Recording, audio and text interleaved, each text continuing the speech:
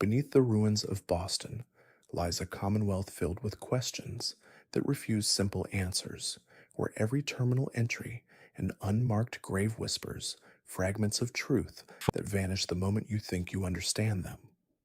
Before you drift off, maybe tap subscribe for more gentle videos, and let me know where you're listening from tonight, settling softly into the first mystery that has haunted players since 2015, when a game meant to tell one story accidentally revealed dozens more beneath its surface. The Institute remains the most debated enigma in Fallout 4's Wasteland. This underground sanctuary beneath the Commonwealth operates with technology centuries beyond anything else in the world, yet its ultimate purpose dissolves into contradiction the deeper you search. You descend through the relay for the first time and witness pristine white halls where synths walk alongside scientists. Clean water flows from functional taps, while above ground people die fighting over irradiated puddles.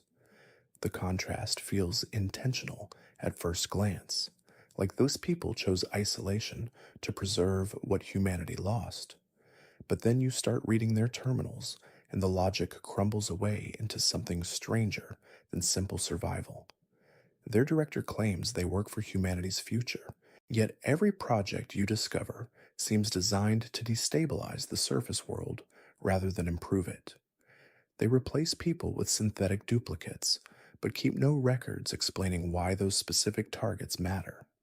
A farmer gets replaced, then a caravan merchant, then a random settlement leader with no apparent connection. The pattern suggests purpose, but reveals none. You find terminals discussing the Synth Retention Bureau and their protocols for hunting escaped synths. Enormous resources go toward retrieving individuals who wanted freedom. The expenditure makes no sense for an organization claiming to work toward humanity's benefit. Some terminals mention replacing surface dwellers to monitor Commonwealth stability. Others describe pure research, with no application listed. A few reference vague threats that never materialize into concrete danger. The Institute treats the surface world as simultaneously worthless and dangerous enough to require constant infiltration. Father explains their work as necessary isolation from a failed world. But the Institute actively meddles in that failed world constantly through synth replacements and resource raids. They kidnap surface dwellers for experimentation. They steal crops and technology and people without explanation. Their super mutants plague the Commonwealth as failed experiments they released rather than contained. None of these actions align with peaceful isolation or humanitarian research. The synth program itself presents contradictions that resist resolution. Generation 1 synths were crude mechanical workers. Generation 2 showed improvement, but remained obviously artificial. Generation 3 became indistinguishable from humans down to their cellular structure. This progression suggests a clear goal of creating perfect human replicas. But terminals never explain why they needed such perfection. Labor could be accomplished with Generation 2 models. Infiltration would work with less sophisticated units if proper training accompanied deployment. Creating fully sentient beings identical to humans serves no logical purpose unless the goal transcends simple utility. Some scientists express concern about synth consciousness in their private notes. They wonder if their creations can feel and think independently. These concerns get dismissed by leadership without explanation. The Institute simply continues production while ignoring the philosophical implications of creating life. Father reveals the player's son leads this organization but offers no explanation for why they do what they do beyond vague gestures toward humanity's future. Press him on specifics, and his answers dissolve into circular reasoning. The surface world failed, so we must stay below. We must stay below so we can rebuild. We rebuild by creating synths. We create synths to replace surface dwellers. We replace surface dwellers to monitor their failed society. Around and around, without ever establishing what success would actually mean. The Institute has the technology to purify all Commonwealth water. They could deploy synths as peacekeepers. They could share their agricultural advances, or medical research, or manufacturing capacity. Instead, they hide underground and occasionally kidnap someone for reasons that remain unclear even after you join them. Players have spent years analyzing every terminal entry and conversation tree, searching for the Institute's true purpose. Some theorize they serve as Vault Tech's intended evolution, the scientific community that survived to rebuild according to pre war corporate ideals. Others suggest the Institute itself is an experiment, that some hidden party watches to see what isolated scientists would create. A few believe Father lies about everything, and some darker intelligence controls the organization from shadows. But the simplest explanation might be the strangest. Perhaps Bethesda never decided what the Institute actually wanted. They created a mysterious, underground faction with incredible technology and forgot to give them coherent motivations. So the Institute exists in narrative limbo, powerful and purposeless, advanced and aimless. A mystery that persists not because the answer is hidden, but because no answer was ever written. The Institute's Bioscience Division raises additional questions that never connect to any coherent plan. You find terminals describing experiments on surface crops where scientists introduce modified seeds to wasteland farms without the farmer's knowledge or consent. These modifications improve yield and radiation resistance. The crops grow healthier and feed more people. This seems helpful until you realize the Institute monitors these farms constantly. They collect data on growth patterns and mutation rates and human consumption effects. The farmers are unknowing test subjects. Their communities serve as laboratories, but for what purpose? If the Institute wanted to improve surface agriculture, they could simply share the technology. If they wanted data, they could grow the crops underground in controlled conditions. The decision to experiment on living communities without their knowledge suggests either sadistic disregard for consent or a specific need for real-world application data. Neither explanation makes the Institute look remotely humanitarian. The FEV research program presents an even darker mystery. The Institute created the Commonwealth's supermutants through experiments with the forced evolutionary virus. They kidnapped surface dwellers and subjected them to transformation. Most died. Those who survived became the violent supermutants that terrorized settlements across the region. The Institute's stated goal was understanding FEV's effects, but they already had access to pre-war research data. Vault Tech and other organizations documented FEV extensively. The mutations were well understood before the Institute began their program. So why conduct new experiments? Why kidnap and transform people when the results were predictable? Why release failed subjects into the wasteland instead of terminating them? The terminals provide no satisfactory answer. One scientist mentions a desire to create controllable supermutants for labor purposes. But this contradicts the Institute's possession of synths who already serve that function perfectly. Another scientist references potential military applications. Yet the Institute never demonstrates any intention to wage open warfare. Their strategy relies on subterfuge and infiltration, not brute force. Supermutants would undermine that approach. The most disturbing terminal entry you can find discusses an experiment labeled as Swan.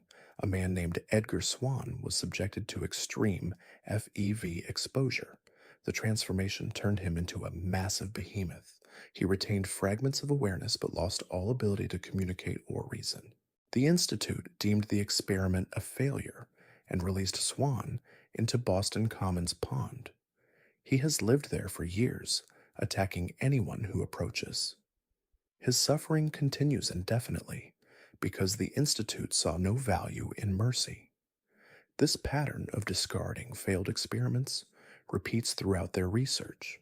Supermutants roam free. Modified creatures escape containment.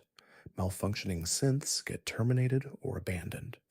The Institute treats living beings as disposable resources. They create problems for the surface world, then retreat underground to observe the consequences. Their Advanced Systems Division works on weapons and combat technology. You find prototypes for laser rifles and plasma weapons scattered through their labs. These designs improve on pre war military equipment. They represent genuine advancement in directed energy technology. Yet the Institute never deploys these weapons in meaningful numbers. A few synth soldiers carry advanced armaments. Most rely on standard laser rifles. The Institute has the capacity to outfit an army with superior firepower. They choose not to. This decision makes sense if they truly seek isolation. Building an arsenal suggests preparation for war, but it contradicts their constant interference with surface communities. An organization conducting raids and kidnappings should arm itself properly, unless the weapons research serves a different purpose. Perhaps they develop technology to sell or trade. Perhaps they plan for eventual surface conquest and simply have not initiated that phase yet. Perhaps the weapons exist purely as research for research's sake, with no intended application. All three possibilities fit available evidence. None feel complete. The Robotics Division maintains the synth production line, but also works on other projects that never get explained clearly. You find terminals mentioning synthetic animals, gorillas created for some unstated purpose, crows deployed across the Commonwealth as surveillance drones. These animals blend with natural wildlife. They observe and report without drawing attention. But what do they observe? The Institute already has synth infiltrators in key positions. They have satellite systems and long-range scanners. The value of mechanical crows monitoring random wasteland activities seems minimal unless surveillance is genuinely comprehensive. Perhaps every crow you see in the Commonwealth is synthetic. Perhaps the Institute watches everything constantly. This level of paranoia would explain their isolation. If you believe the entire surface world threatens you, total surveillance becomes logical, but it also requires resources that seem disproportionate to any stated goal. The Institute's reactor provides another persistent mystery. It generates enormous power using technology that appears beyond pre-war capabilities. The reactor runs clean with no visible waste or cooling requirements. It powers the entire underground facility, along with all their energy-intensive research projects. Where did this reactor come from? Institute terminals claim they built it themselves, using advanced principles developed over decades. But the scientific leap required to create such a reactor from pre-war starting points seems impossible. Nuclear fusion research before the war was primitive. The Institute's reactor represents technology that should have taken centuries to develop. Either they discovered something revolutionary in the ruins, or they started with more advanced knowledge than they claim. Some players theorize the Institute found a functioning alien reactor. Fallout's universe contains alien technology in other locations. Mothership Zeta and other sites prove extraterrestrial contact occurred. Perhaps early Institute scientists discovered a crashed ship or hidden alien facility. They reverse engineered the reactor and built their society around that power source. This would explain both the technological leap and their obsessive secrecy. If their entire operation depends on stolen alien technology, revealing that truth would undermine their claimed superiority, they would be exposed as scavengers rather than innovators. But no evidence supports this theory beyond the reactor's implausible sophistication. The Institute's recruitment practices present yet another contradiction. They occasionally invite surface dwellers to join their ranks. These recruits undergo extensive vetting. They must demonstrate exceptional intelligence or specialized skills. Most importantly, they must have no strong surface ties that would compromise their loyalty. Once accepted, recruits descend to the Institute and typically never return to the surface. They become part of the underground society completely. Their families are told they died or disappeared. This process suggests the Institute values talent enough to risk surface recruitment, but it contradicts their view of surface dwellers as inferior and dangerous. If wastelanders are truly as primitive as Institute scientists claim, why recruit them? Why not simply train synths to fill necessary roles? The Institute has the capability to program any skill into a synthetic mind. Human recruitment seems inefficient unless there is something about natural human creativity or problem solving that synths cannot replicate. This possibility terrifies Institute leadership because it suggests their synthetic masterworks have inherent limitations. Dr. Lee provides an interesting case study. She worked at the Institute for years before defecting to the Brotherhood. Her departure represents a massive security breach. She knows Institute secrets and protocols. She can guide enemy forces to their location. Yet the Institute makes no serious attempt to recapture or eliminate her. They accept her defection as an unfortunate but acceptable loss. This seems remarkably passive for an organization that hunts escaped synths with dedicated kill teams.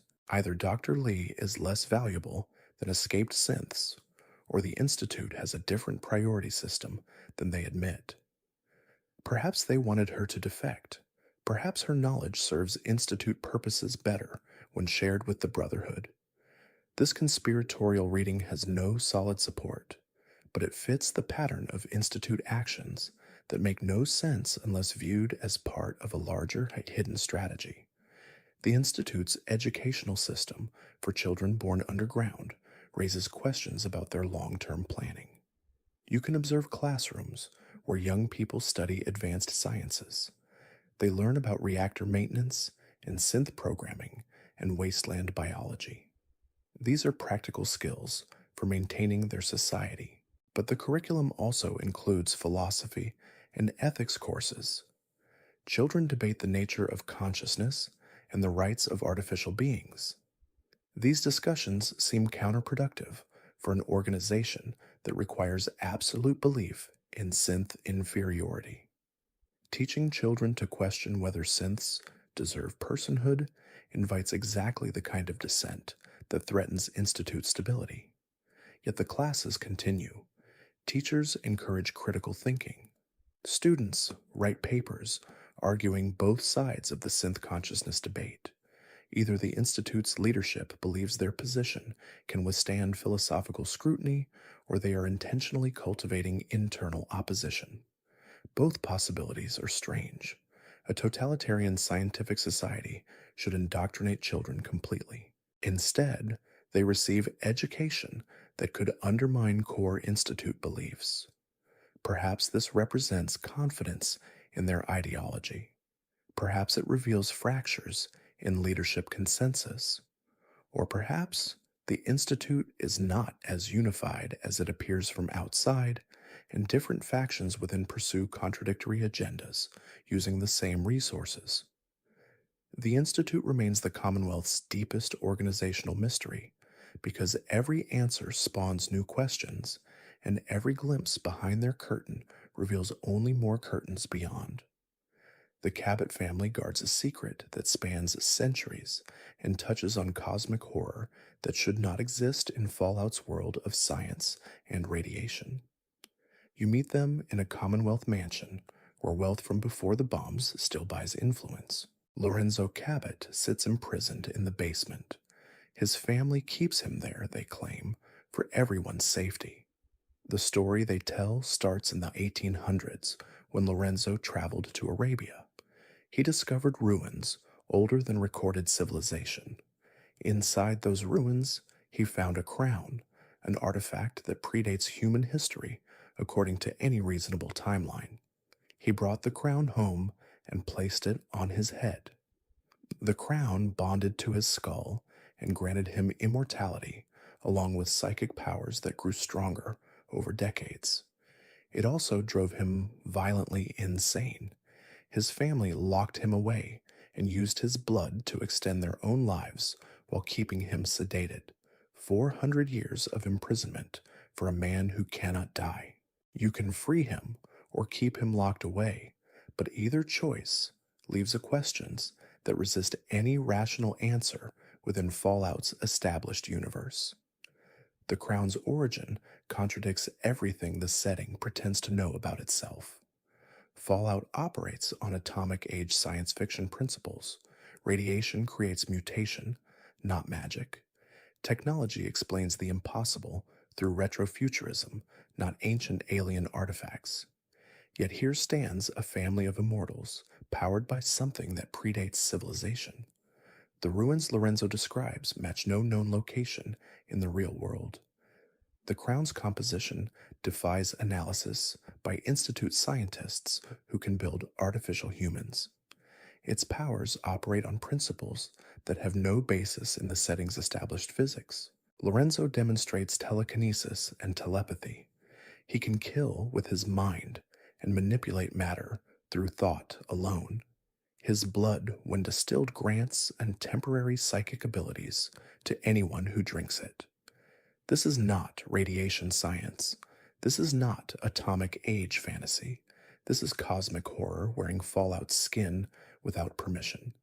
The Cabot family themselves raise questions beyond the Crown. They have lived for centuries, using Lorenzo's blood, but show no signs of mutation or degradation. They age slowly and remain healthy despite living through the Great War and its aftermath. Their mansion stands maintained by pre-war robots, funded by wealth that should have collapsed with civilization. Jack Cabot speaks casually about events from before the bombs while navigating the wasteland's political landscape with ease. His family operates independently of every major faction. The Institute ignores them despite their obvious value as research subjects. The Brotherhood of Steel never investigates despite their mission to control dangerous technology. The Railroad never questions why a family of immortals needs no help in a world of scarcity. They exist in a bubble of immunity that makes no sense unless you accept they operate outside the game's normal rules. The quest ends without resolution. Free Lorenzo and he promises to share his discoveries, then vanishes into the wasteland. Keep him imprisoned, and the family continues their quiet immortality with no oversight or consequence. Either way, you learn nothing about the Crown's true origin or purpose. The ruins that spawned it remain unexplored. The civilization that created it stays unnamed and unexplained. You are left holding a thread that connects to nothing, a mystery that implies a larger truth the game refuses to develop. Lorenzo's imprisonment itself raises ethical questions that the game presents then abandons. He has been locked in a cell for 400 years. His family keeps him sedated with a serum that suppresses his powers, but not his consciousness. He is aware of his confinement. He remembers the world outside. He knows centuries have passed while he remained trapped. This is torture on an incomprehensible scale. Regardless of his crimes or his madness, 400 years of captivity exceeds any reasonable punishment. Yet his family expresses no guilt. They describe his imprisonment as necessary and unfortunate. They take his blood regularly to maintain their own immortality. They benefit directly from his suffering. This creates a parasitic relationship they justify through fear of what Lorenzo might do if freed. But their fear may be self-serving. Lorenzo was violent when first imprisoned, according to family accounts. His powers manifested unpredictably and caused deaths. But that was centuries ago. People change over such time spans. Lorenzo has had 400 years to think and reflect and potentially mature beyond his initial instability. His current mental state is unknown because his family keeps him constantly sedated. They never test whether he has gained control. They never offer him opportunities to demonstrate peaceful intent. They assume his madness is permanent because that assumption justifies their actions. The Crown's specific abilities suggest it operates on principles that contradict Fallout's established physics. Lorenzo demonstrates telekinesis moving objects without touching them. He projects force waves that knock enemies back. He reads minds and influences thoughts. These are psychic powers in a setting that treats mutation as biological and radiation as pure physics. The FEV creates physical changes. Radiation alters DNA. Everything in Fallout operates through materialist science fiction logic. The Crown breaks that rule completely. It grants abilities that require either unknown energy fields or actual magic. Either possibility undermines the setting's foundations. If psychic powers exist, why are they limited to the Crown? Radiation should produce psychic mutants occasionally. The Institute should have discovered and weaponized mental abilities. The Brotherhood both should have protocols for dealing with telepaths. But none of these things exist elsewhere in the game. The Crown stands alone as the only source of genuine psychic phenomena. This isolation suggests the Crown comes from outside Fallout's normal reality. Perhaps it originates in another dimension. Perhaps it is a tool left by beings who understood forces beyond human physics. Perhaps it represents technology so advanced it appears magical to limited human understanding. Any explanation requires accepting that the Crown does not belong in this universe. It is an intrusion from somewhere else. The ruins Lorenzo discovered deserve their own examination. He describes them as predating all known civilizations. The architecture was alien. The symbols carved into walls matched no human language. The Crown sat in a central chamber as if waiting for someone to claim it. This description suggests the ruins were not abandoned randomly. They were designed with purpose. The Crown was placed deliberately. Someone or something wanted it to be found. Why leave such a powerful artifact in ruins that would eventually be discovered? What did the builders intend? Were they offering humanity a gift or setting a trap? Did they expect the Crown to grant enlightenment or cause destruction? Lorenzo's experience suggests the latter. The Crown drove him mad and transformed him into a threat. His family suffered for his discovery. If the ruins builders intended this outcome, they created the Crown as a weapon that corrupts anyone who uses it.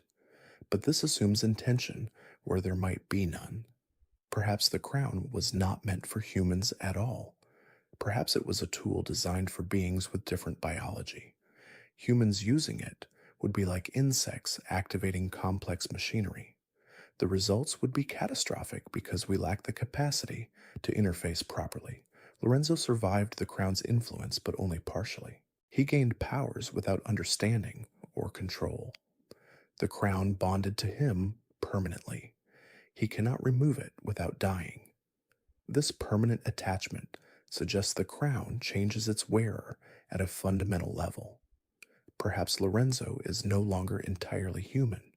Perhaps the Crown has been slowly transforming him into something else over 4 centuries. His family would not know because they never examined him beyond ensuring he remains imprisoned. What might he be becoming? What is the Crown's final form when worn long enough? These questions have no answers because the Cabot quest resolves without exploring them. Edward Cabot's journals provide some additional context. He was Lorenzo's father and the first family member to discover Lorenzo's transformation. His entries describe the horror of watching his son become something inhuman. Lorenzo's eyes changed color. His skin took on a strange sheen. He stopped aging immediately. Edward tried to remove the Crown using every method available in the 1800s. Surgical tools broke against its surface. Chemical treatments had no effect. Lorenzo screamed when they tried to force it off. Eventually, Edward accepted that his son was gone and something else wore his face. He built the prison. He developed the serum. He established the family's long-term management plan. Edward died relatively young, despite access to Lorenzo's blood. The journal suggests he refused to use it extensively. Perhaps guilt prevented him from benefiting fully from his son's imprisonment. Or perhaps he saw what the blood did to his wife, Wilhelmina, and chose to avoid that fate. Wilhelmina Cabot lived for over 200 years, using Lorenzo's blood. She witnessed the entire rise and fall of pre-war civilization. She survived the nuclear apocalypse. She watched her great-great-grandchildren grow old while she remained middle-aged. Eventually, she went mad from the weights of centuries. She killed herself in the 1980s, according to family records. Her suicide note describes an exhaustion beyond sleep. She was tired of remembering, tired of outliving everyone, tired of watching the world change while she stayed frozen. Immortality revealed itself as curse rather than blessing. This pattern should warn the surviving Cabots, but they continue using Lorenzo's blood regardless. Jack and his siblings have lived for over a century. They show no signs of Wilhelmina's madness yet. Perhaps they are stronger mentally. Perhaps they simply have not reached the breaking point. Or perhaps they lie to themselves about the cost, because stopping would mean accepting mortality after tasting eternity. The Cabot mystery expands beyond their family into questions about what else might be hidden in the Commonwealth. If pre-human ruins exist in Arabia, might they exist elsewhere? Has anyone else found artifacts like the crown? Are there other immortals walking the wasteland keeping their nature secret? The game provides no answers. The Cabot questline exists in isolation from all other content.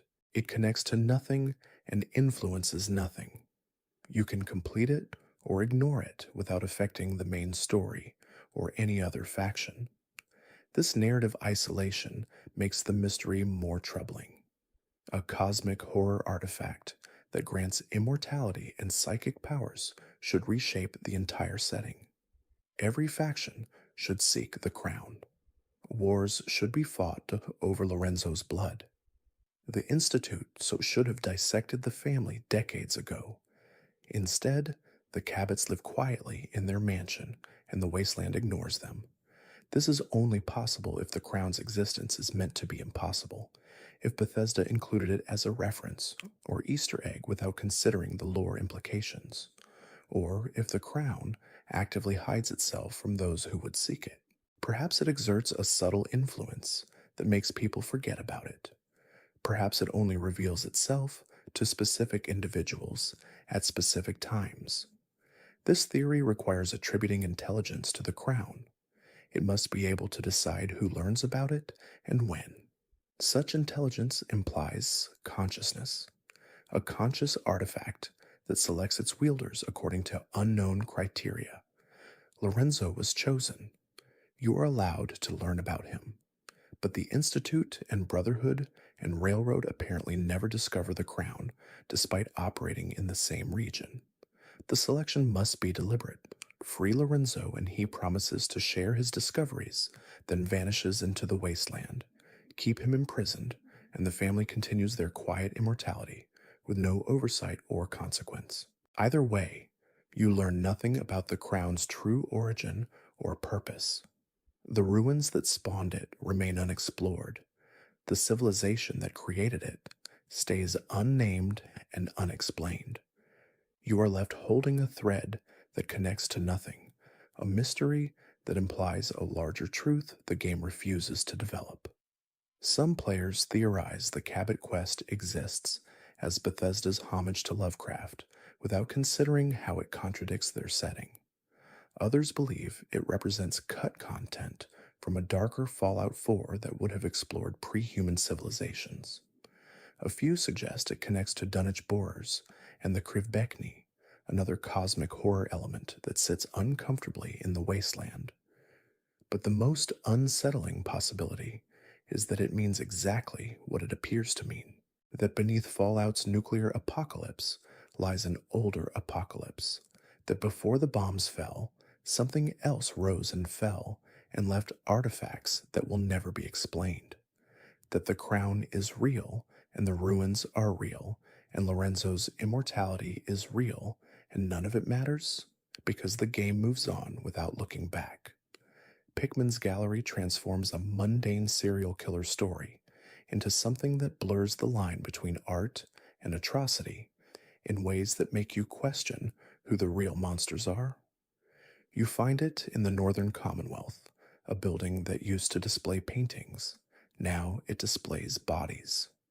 Pickman is an artist who works in blood and bone. He kidnaps raiders and uses their corpses as his medium.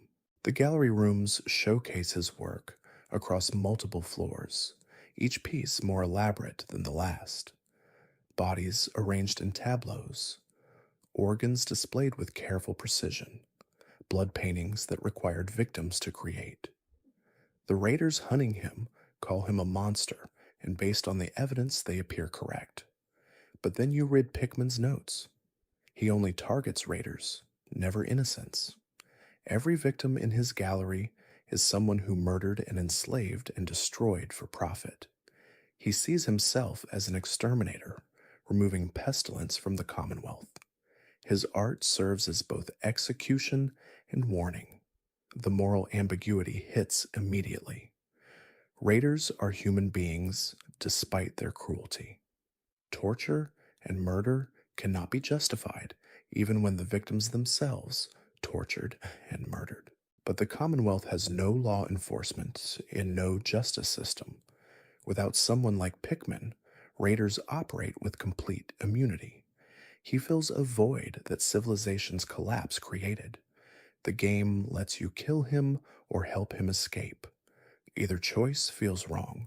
Kill him, and the raiders continue their predation unchecked. Save him, and you enable a serial killer's artistic vision, regardless of how carefully he selects targets.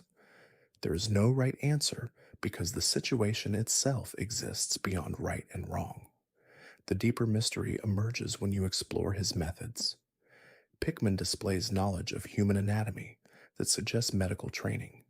His paintings demonstrate classical art education. His notes reference pre-war artistic movements and philosophical concepts. This is not a wasteland savage who stumbled into violence.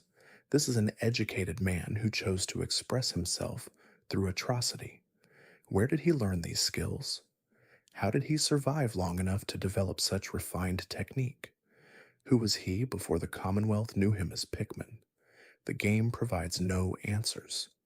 You can find him in the tunnels beneath his gallery fighting raiders. Help him survive and he thanks you, then disappears.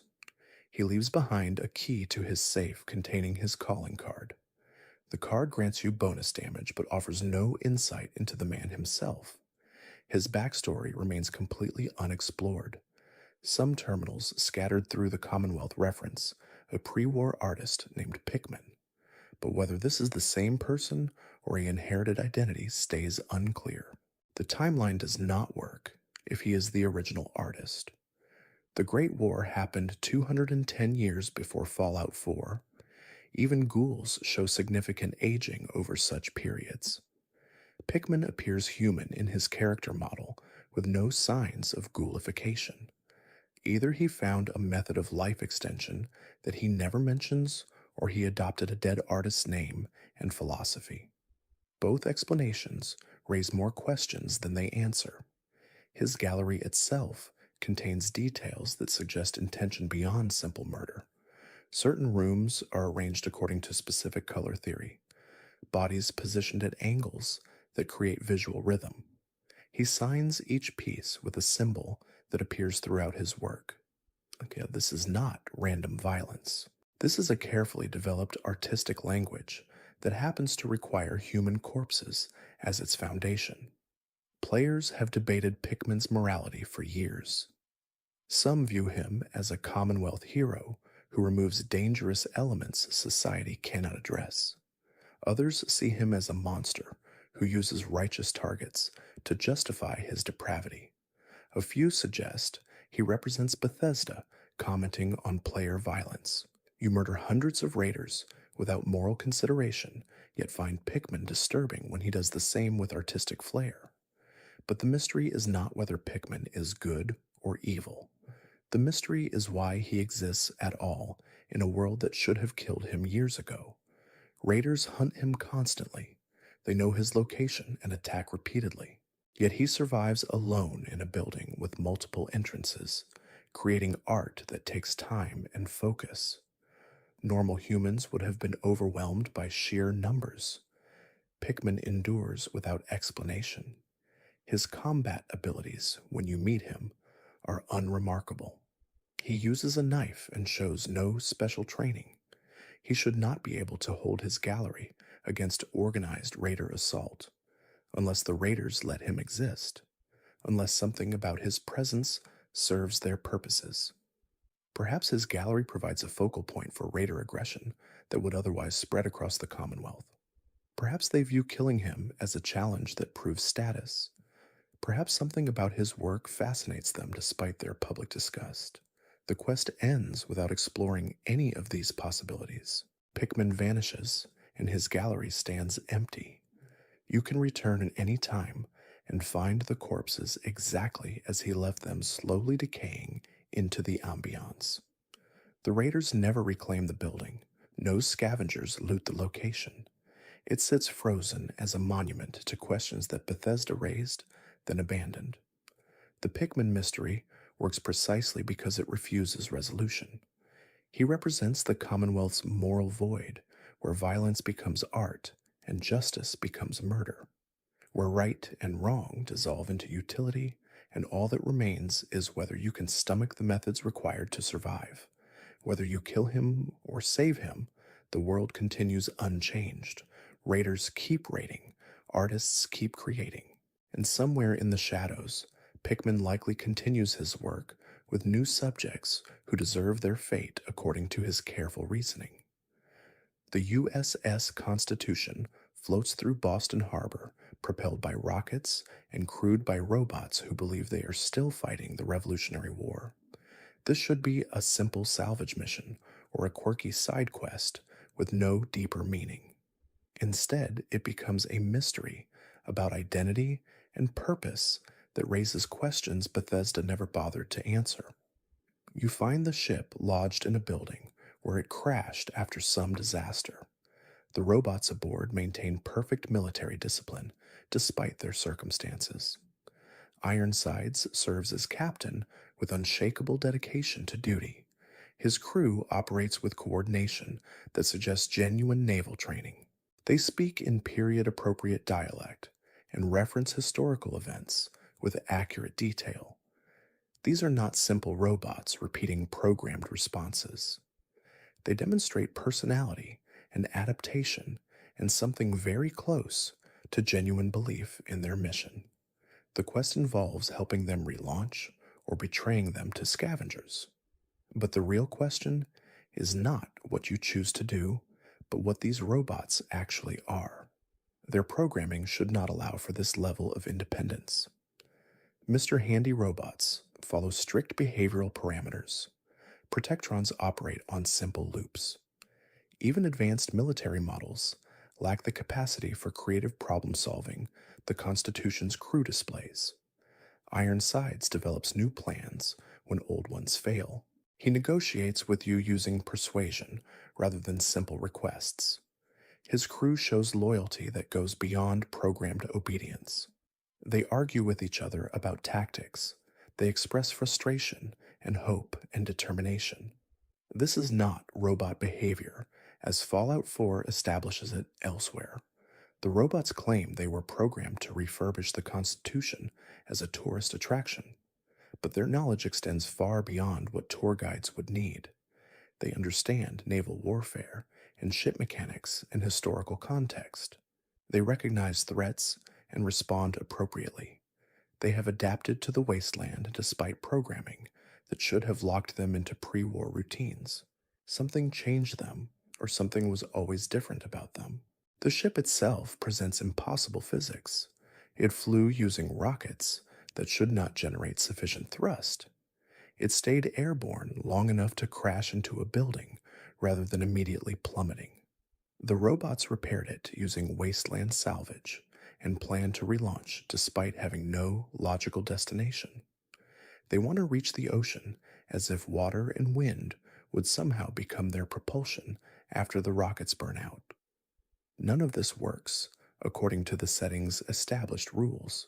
Yet if you help them, the Constitution does launch successfully. It flies over the Commonwealth and crashes again in the bay. The robots survive and establish a new position, still dedicated to their impossible mission. The game treats this as a happy ending without acknowledging how thoroughly it violates its own physics.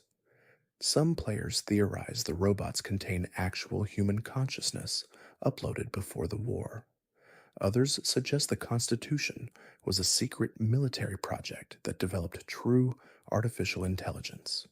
A few believe the whole scenario is a hallucination or simulation, but the simplest explanation matches the Cabot family and the Institute. Bethesda created something cool without thinking through its implications. The Constitution flies because it would be fun to see a ship with rockets. The robots have personality because personality makes better NPCs. The quest exists as spectacle without concern for consistency, and that might be the real mystery. Not what the Constitution represents in the game's lore, but what it represents about the game's construction.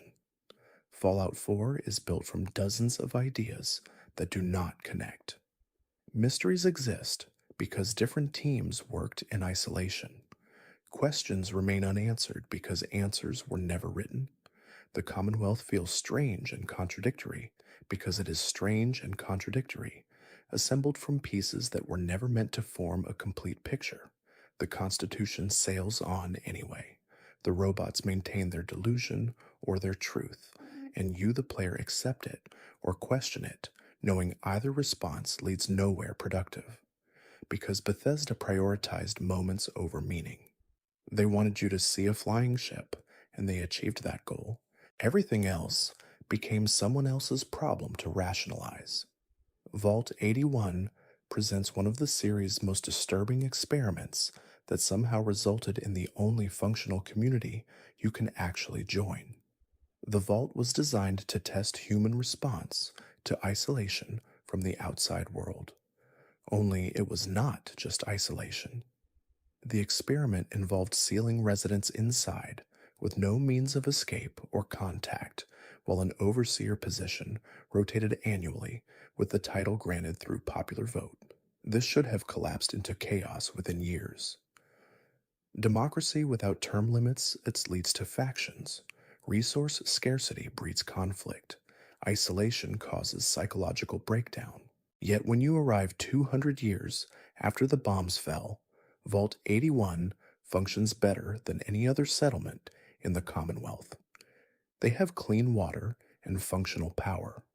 Crops grow in their hydroponics bay. The residents appear healthy and reasonably content. Their biggest problem is a nearby raider gang, a trivial threat compared to what other communities face. How did they succeed where every other vault failed catastrophically? The Overseer explains their system evolved through necessity. Early years were difficult, but they adapted. People learned to cooperate because fighting meant everyone would die. The annual elections created stability by preventing any one person from accumulating too much power. This explanation sounds reasonable until you examine other vaults. Vault 11 had a similar setup where residents voted to sacrifice someone annually. It devolved into murder and betrayal within decades. Vault 27 packed 10 times the expected population into cramped space, and they killed each other almost immediately. Vault 92 released hallucinogenic gas, and residents died in paranoid violence. Vault Tech designed these experiments to fail. The company wanted data on collapse, not success, yet Vault 81 thrived using the same isolation and democratic principles that destroyed others. Something does not add up. The terminal entries you can access provide some history. Early overseers struggled with rationing and disputes. One woman named Sandra initiated crop rotation systems that improved food security. A man named Jeffrey organized the militia that kept order. These are normal development patterns for any community. Nothing in the records suggests what prevented the expected downward spiral into dystopia. You can become overseer yourself through the election system. The vault residents simply accept a random stranger from the wasteland as a valid candidate. They give you full authority over their lives based on completing a few tasks and making some promises. This is not how isolated communities behave. They should be suspicious of outsiders. They should have cultural barriers that prevent quick integration. Instead, they hand you control like you have always belonged. The ease of your acceptance suggests something fundamentally different about Vault 81's psychology. Some players believe the Vault succeeded because Vault Tech accidentally created ideal conditions. Small population, adequate resources, and social pressure against conflict combined to produce stability. Others think the Vault's experiment was actually different than claimed.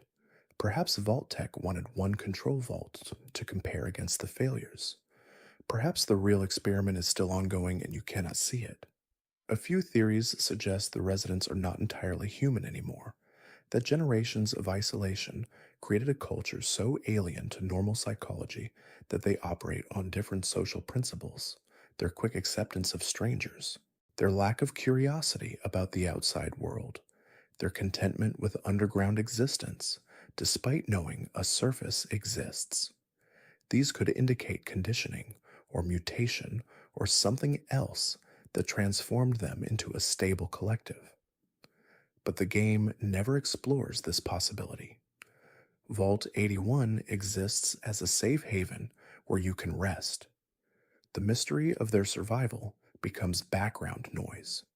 You accept their functionality because you need a home base, and questioning it too deeply would undermine that utility. The developers needed one vault that worked, so players would have a settlement. They did not consider whether that vault's success contradicted their setting's established patterns. So Vault 81 stands as an impossible sanctuary, a democratic vault that should have failed but flourished, a community that welcomes strangers without fear, a mystery hiding in plain sight disguised as comfort. Diamond City represents the Commonwealth's largest settlement built inside Fenway Park, yet its security measures and social structure make less sense the longer you examine them. The wall keeps out raiders and super mutants effectively enough, despite being made of salvaged metal that should not withstand dedicated assaults. The guards patrol with makeshift weapons. The gate represents the only major entry point, creating an obvious vulnerability. Yet Diamond City has stood for decades without being overrun.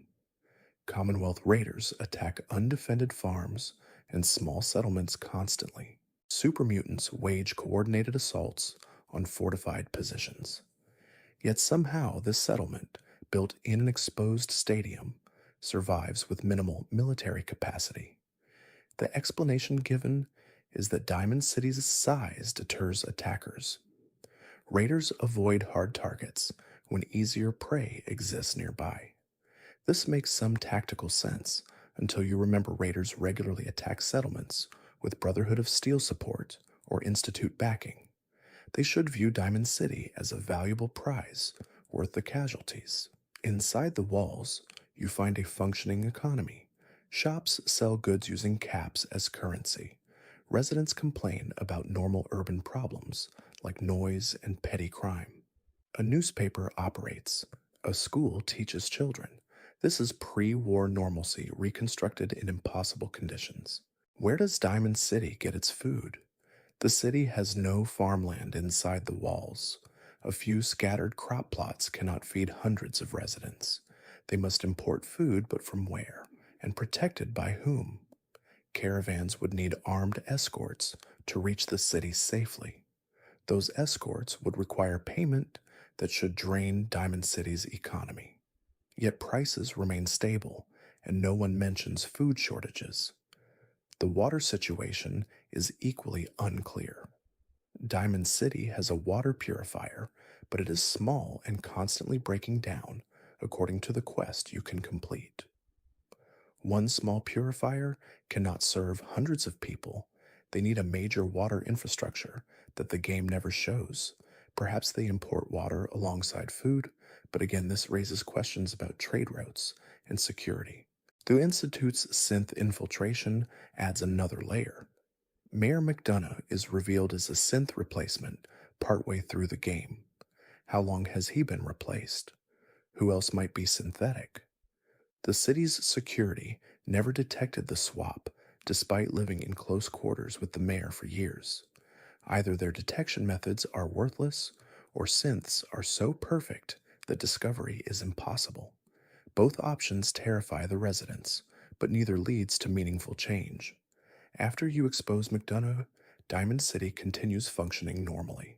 No purge of suspected synths, no enhanced security protocols, no panic or exodus. The revelation that their leader was a synthetic spy barely registers beyond a few changed dialogue lines. This suggests either incredible resilience or incredible denial. The city's founding story itself contains gaps. Terminal entries explain that residents took Fenway Park by force after the previous occupants turned hostile. They established walls and declared independence from outside authority. This happened sometime after the Commonwealth provisional government collapsed. But who were the previous occupants, and why did conflict erupt? How did early Diamond City residents, presumably refugees and wastelanders, defeat an entrenched enemy? Where did they get materials to build their walls? These foundational questions go unexplored. Diamond City exists because the game needs a major settlement. Its survival defies logic, but questioning that logic would undermine its purpose as a hub. So the mystery of how it functions persists in the background. You accept the implausible security and impossible economy because engaging with Diamond City's systems is more fun than examining their flaws. Bethesda built a theme park version of a post-apocalyptic city. It looks right and feels right at a glance. Only when you slow down and actually consider the logistics does everything fall apart. And perhaps that is intentional. Perhaps Diamond City is meant to feel like a facade, a desperate attempt to recreate normalcy that succeeds through collective delusion. The residents pretend they are safe, and that pretense becomes real through shared belief. The walls keep out physical threats and psychological ones. Inside, everyone agrees this is civilization. Outside, chaos reigns. The border between them is thinner than anyone admits, but maintaining that border requires not looking too closely at its foundation. So Diamond City remains a mystery wrapped in mundane details. A city that should not exist, but does through narrative necessity and player acceptance. The upper stands versus lower stands division reveals class tensions that mirror pre-war society despite 2 centuries of supposed social collapse. The wealthy residents live in the better seats with more space and security. The poor crowd into cramped areas near the field. This stratification emerged somehow in a settlement that began as desperate refugees taking shelter. Someone established property rights. Someone decided certain areas were more valuable. Someone enforced these divisions until they became accepted reality. But who had the authority to create this system? Who decided that pre-war wealth or connections or skills would determine post-war status? The early days of Diamond City should have been chaos, survivors claiming space randomly, conflicts over resources, no established hierarchy to organize people. Yet the current structure suggests order was imposed relatively quickly. Either a strong leader emerged and created the system, or the founding refugees brought pre-war class assumptions with them. Both possibilities fit available evidence. Neither explains how those early divisions survived decades without revolution. The market area presents economic mysteries that resist examination. You can buy supplies from multiple vendors. They stock everything from weapons to food to chems. Where do they get their inventory? Who supplies Diamond City's merchants? Some items are obviously salvaged pre war goods, but fresh food and purified water and newly manufactured ammunition require production capacity. The city has no visible factories, no large scale agriculture, no water purification beyond the single small unit. Yet merchants maintain consistent stock. They never mention supply chain difficulties or sourcing problems. Goods simply appear for sale without explanation. Perhaps caravans bring supplies from other settlements. But caravans require guards, and those guards require payment. The economic equation should be balanced precariously. Diamond City should teeter on the edge of shortages constantly. Instead, the market operates as if connected to invisible industrial capacity somewhere beyond the walls. Public occurrences, the city's newspaper, operates on an economic model that makes no sense post apocalypse. Piper publishes regularly. She investigates stories and writes articles and distributes copies. This requires paper and ink and a printing press. Where does she get these materials? Pre war paper would be degraded after 2 centuries. Ink would have dried out completely. A printing press requires maintenance and parts. Piper shows no signs of wealthy backing. She lives modestly and has no staff. She produces her newspaper alone somehow. The content itself raises questions. Piper investigates synth infiltration and corruption and wasteland threats. These are valuable services. But who pays for investigative journalism in a world where daily survival consumes most people's attention? The newspaper should be a luxury no one can afford. Yet Piper continues publishing. Readers must value her work enough to support it.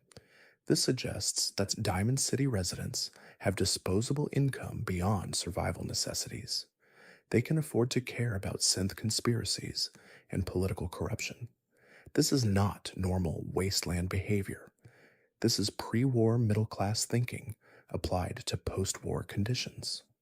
The city's education system provides another anomaly. A school operates teaching children reading and mathematics and history.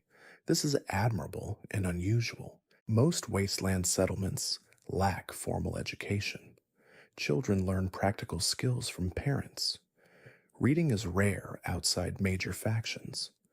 Yet Diamond City maintains a school with a dedicated teacher who decided education was important enough to dedicate resources. Who pays the teacher? What curriculum do they use when most pre-war textbooks would be degraded or lost? The school's existence suggests Diamond City's founders valued civilization preservation beyond simple survival. They planned for a future that included educated citizens. This long-term thinking contradicts the desperate refuge origin story. Desperate people focus on immediate survival.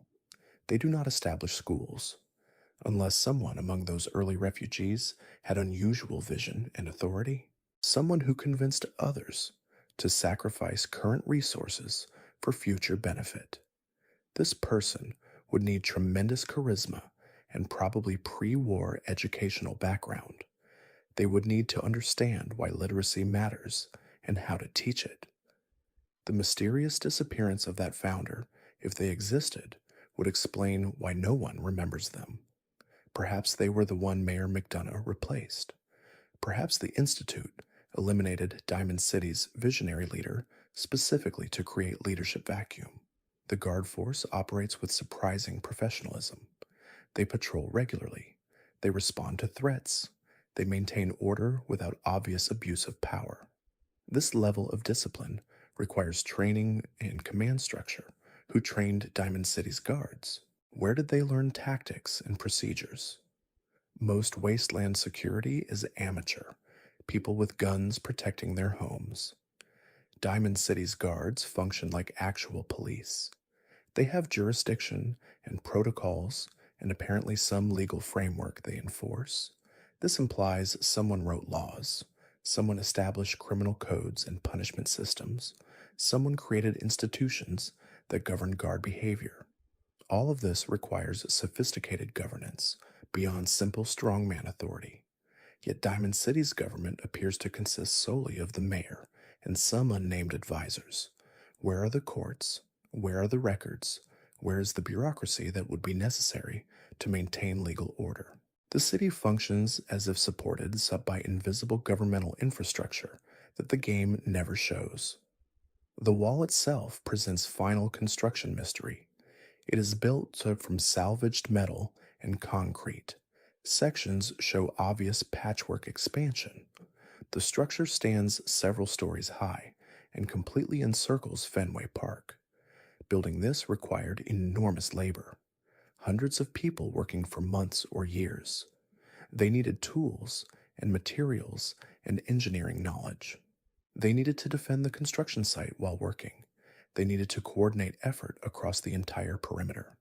This is not something desperate refugees accomplish easily. This is organized construction on a massive scale. Who directed the work? Who designed the wall to ensure structural integrity? How did they build it while simultaneously defending against the threats that made the wall necessary? The timing creates a paradox. The wall was built to protect the city, but the city needed protection during construction. They must have had temporary defenses while building permanent ones. But those temporary defenses were apparently adequate to protect large-scale construction. If temporary measures worked, why build the wall at all? Unless the temporary defenses were simply armed guards and they suffered casualties. Perhaps many died protecting the construction crews. Perhaps the wall is built on sacrifice that no one remembers. Diamond City's children play in the streets without visible fear. They do not duck at loud noises. They do not show signs of trauma. This is remarkable in a world where violence is constant. Even children born in relative safety would hear stories. They would learn fear from adults who remember harder times. Yet Diamond City's kids seem almost pre-war in their normalcy. They complain about homework. They play games. They worry about friend drama. This psychological comfort suggests several generations of stable security. The children's grandparents might remember when Diamond City was dangerous, but the children themselves have known only safety. This is not how trauma works in communities. Post-apocalyptic psychology would affect generations. Children would grow up knowing the world is dangerous, even if their specific settlement is safe. Diamond City's kids show no such awareness. Either they are exceptionally protected from wasteland reality, or something about the city's culture actively erases fear to maintain illusion of normalcy. The second possibility is more interesting. Perhaps Diamond City's greatest achievement is not its walls, but its collective denial. Everyone agrees to pretend this is civilization. They enforce that pretense on their children. They maintain the fiction so thoroughly that it becomes real. The walls keep out physical threats and psychological ones. Inside, everyone agrees this is a city with laws and commerce and education. Outside, chaos reigns. The border between them is maintained through shared belief as much as metal and concrete. This interpretation makes Diamond City less impossible. It succeeds not through logical sustainability, but through cultural commitment. The residents believe in their city. That belief makes them act as if it is stable. Their actions create actual stability. The cycle reinforces itself until the fiction of civilization becomes indistinguishable from the real thing. The glowing sea stretches across the southwestern Commonwealth as a permanent reminder of nuclear devastation. Yet its ecosystem and inhabitant distribution suggests something more complex than simple radiation damage. You enter wearing power armor or heavy radiation protection because the background radiation would kill an unprotected human in minutes. The ground itself glows with contamination. Water puddles shine with radioactive isotopes. The sky maintains a permanent, sickly green hue. This is what the world looked like immediately after the bombs fell, according to Fallout's science. Except the Great War happened 210 years before you arrive. Radiation should have decayed to manageable levels in most areas by this point.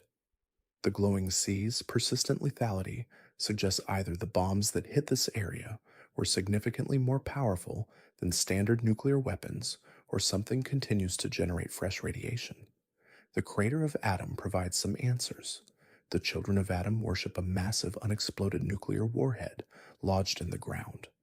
This bomb continues to emit radiation that their faith interprets as holy blessing. Their cult centers around exposure to this source. But one bomb cannot explain the entire glowing sea's persistent contamination. The area spans miles in every direction.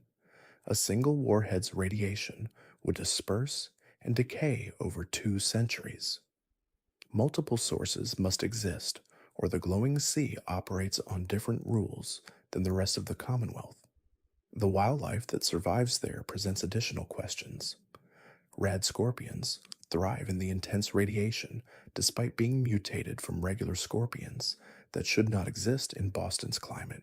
Deathclaws hunt across the wasteland. Feral ghouls wander in packs. Bloodbugs swarm around radioactive pools. These creatures survive and apparently breed in conditions that kill humans almost immediately. Standard mutation does not explain this level of adaptation. Radiation causes cancer and cellular damage. It does not grant immunity to more radiation. Yet glowing sea creatures not only survive, but seem to require the radiation as sustenance. Some carry so much contamination they damage you through proximity. This suggests they have become living radiation sources themselves. But how does this cycle sustain itself? What do these creatures eat in a zone where plants cannot grow? How do they reproduce when radiation should sterilize them? The ecosystem makes no biological sense, yet it clearly functions according to the game's presentation. You can find pre-war bunkers scattered throughout the glowing sea. Virgil hides in one such location. He is a former Institute scientist, transformed into a super mutant who somehow retained his intelligence. His presence there raises questions about how he survived years of isolation. The bunker provides some protection, but he still needs food and water. He mentions eating rad roaches and drinking purified water from his systems. This works short term, but years of such deprivation should have killed him regardless of super mutant durability. The radiation storms that sweep through the glowing sea operate on rules that seem distinct from normal weather patterns. These storms appear suddenly without meteorological warning. The sky darkens beyond its usual sickly green. Lightning crackles, but not in normal patterns. The bolts are green and seem to seek targets actively rather than following paths of least resistance. You can watch lightning curve in midair to strike specific creatures or locations. This behavior suggests the storms are not purely natural phenomena. Perhaps lingering electromagnetic disturbances from the bombing create strange lightning patterns. Perhaps radiation in the atmosphere ionizes air in ways that alter electrical discharge. Either explanation requires physics that extends beyond standard nuclear aftermath. The storms also heal certain creatures while damaging others. Ghouls and rad scorpions seem to draw strength from storm exposure. They move faster and hit harder when lightning surrounds them. Normal physics would suggest radiation storms harm all biological tissue equally. The selective benefit implies these creatures have adapted to use radiation as energy source. This goes beyond simple immunity. This is active biological harvesting of radioactive particles for metabolic fuel. Such adaptation should be impossible in 2 centuries. Evolution operates over thousands of generations. The glowing sea's creatures have had perhaps 10 generations since the bombs fell. Their radiation metabolism must have developed through some mechanism other than natural selection. Forced evolutionary virus exposure provides one possibility. The Institute released FEV subjects into the Commonwealth. Perhaps some wandered into the glowing sea. The combination of FEV mutation and extreme radiation might have created unique evolutionary pressures. Creatures that could metabolize radiation survived, those that could not died immediately. This brutal selection over decades could produce the observed adaptations faster than normal evolution, but it still requires the initial capacity. FEV does not grant entirely new biological systems. It amplifies and distorts existing traits. Something about these creatures must have predisposed them to radiation adaptation. The alpha rad scorpions present a specific mystery. These massive specimens appear only in the deepest glowing sea. They are significantly larger than normal rad scorpions, with different coloration and enhanced abilities. Standard mutation does not explain their size increase. Radiation causes cancer and cellular damage. It does not grant beneficial growth. Yet alpha rad scorpions are clearly thriving. They are apex predators in their environment. Their carapaces show no tumors or degradation. They reproduce successfully, as evidenced by encountering multiple individuals. Some terminal entries found in glowing sea bunkers reference pre-war military experiments. The notes are fragmentary and damaged. One mentions Project Hephaestus involving biological weapons testing. Another describes containment failures during the final days before the war. A third warns about specimens designated as Class 7 biohazards being released due to facility evacuation. These entries suggest the glowing sea area housed military research sites before the bombing. If scientists were experimenting with radiation-resistant organisms, some subjects might have survived the nuclear strike. Their descendants would be pre-adapted to the glowing sea environment. This theory makes more sense than spontaneous evolution, but it raises new questions about what the military was creating and why. Were they developing soldiers that could fight in radioactive environments? Were they breeding creatures specifically to release in enemy territory after nuclear exchange? The possibilities are disturbing. The Vault Tech regional headquarters sits in the western glowing sea. You can find it if you search carefully. The building is heavily irradiated, even by glowing sea standards. Inside, you find terminal records describing vault assignments and experiment parameters. One terminal contains a list of vaults with brief descriptions. Most match what you know from other sources, but several vaults are listed with no description beyond a number and the word redacted. These vaults apparently existed, but their purposes were classified beyond normal Vault Tech security. Given that Vault Tech openly documented vaults designed to drive residents insane or sacrifice them to superstition, what could require additional secrecy? What experiments were so extreme that even Vault Tech's internal documentation had to hide them? The headquarters also contains evidence that Vault Tech knew the exact timing of the nuclear strike. Terminal entries from the morning of October 23rd show routine business. Then, an entry at 9:30 a.m. mentions preparing for the event. Staff are ordered to evacuate, except essential personnel. Essential personnel are told to seal themselves in the sub-basement. The bombs fell at noon. Vault Tech had hours of advance warning. They could have alerted the public. They could have opened vaults early to save more people. Instead, they let millions die while ensuring their own personnel escaped. This confirms long-standing theories about Vault Tech's complicity in the war itself. But it also raises the possibility that they did more than simply prepare for someone else's war. What if Vault Tech actively participated in starting the conflict? What if ensuring their vaults would be filled required ensuring nuclear exchange would actually occur? The terminals provide no proof of direct involvement, but the casual acceptance of the war's timing suggests deeper knowledge than defensive preparation alone would provide. The sub-basement that Vault Tech staff or ordered to seal themselves in can be accessed if you find the correct key card. Inside, you discover a shelter stocked for long term survival, supplies for dozens of people to live underground for years.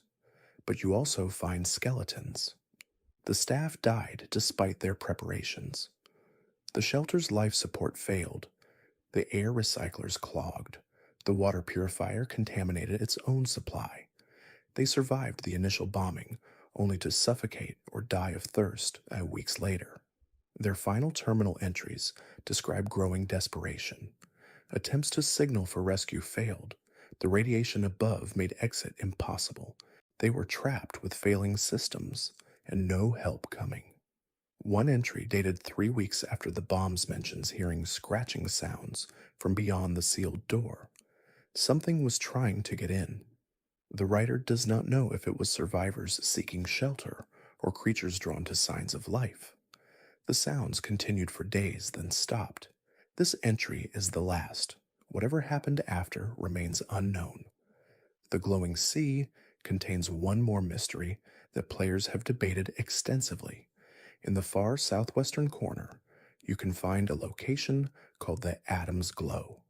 It is a crater within the larger crater, a perfect circle of absolute devastation where nothing grows and nothing moves.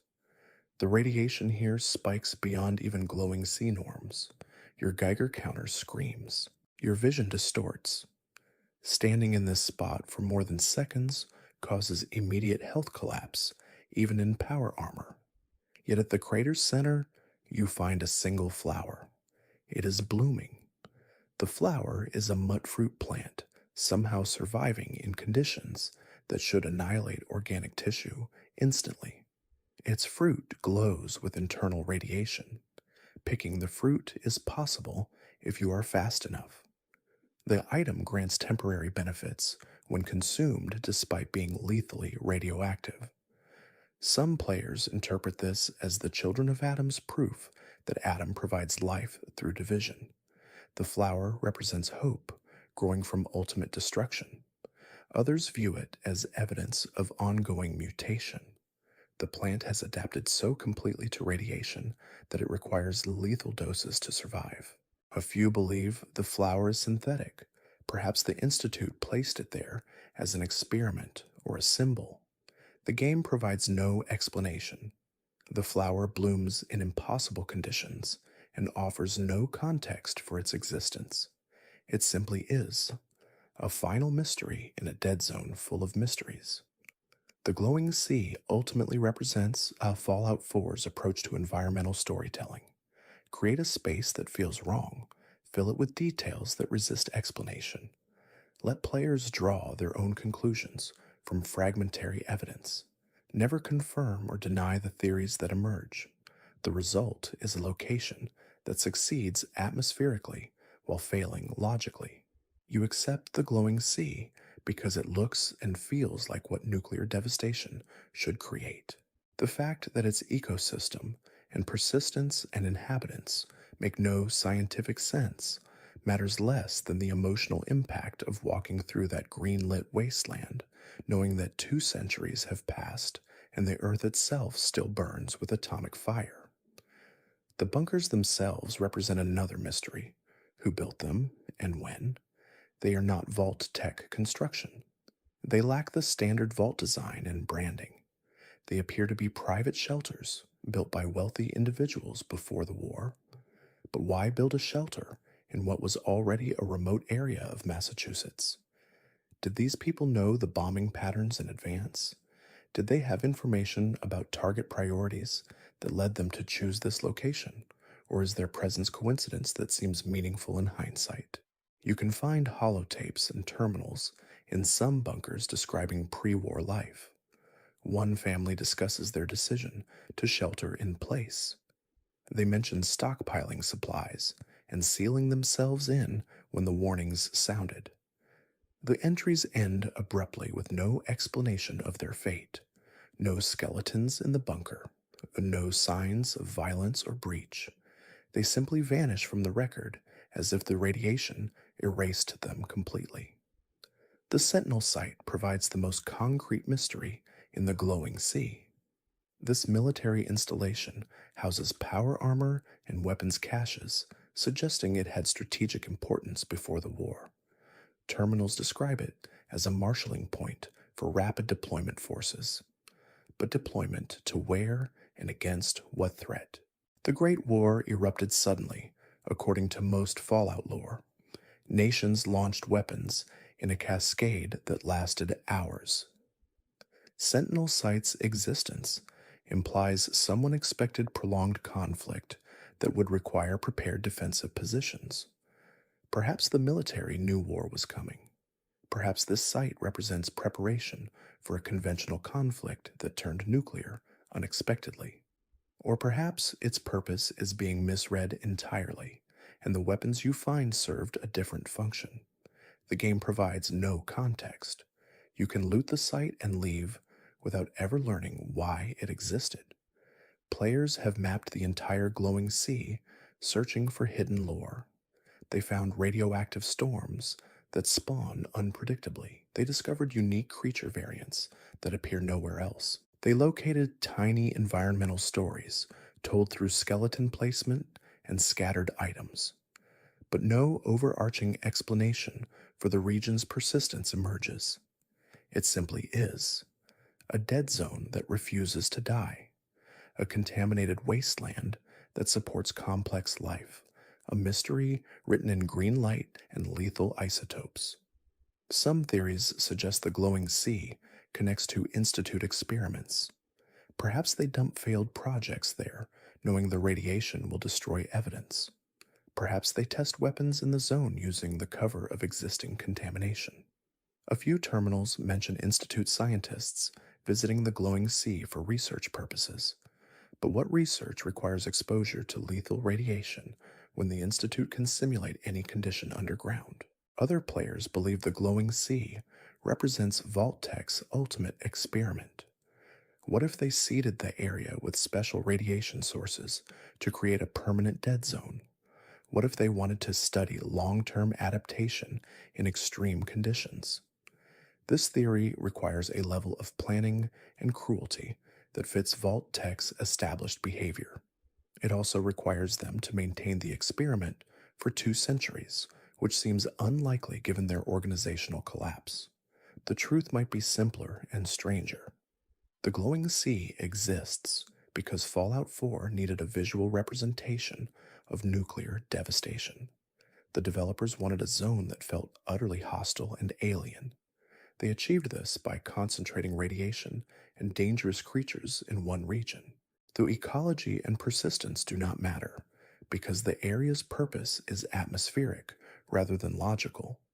You go there for specific quests and then leave.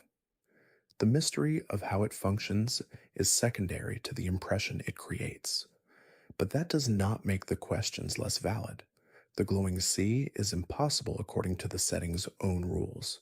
It exists anyway in defiance of science and sense, and somewhere in that contradiction lies a truth about Fallout 4 itself.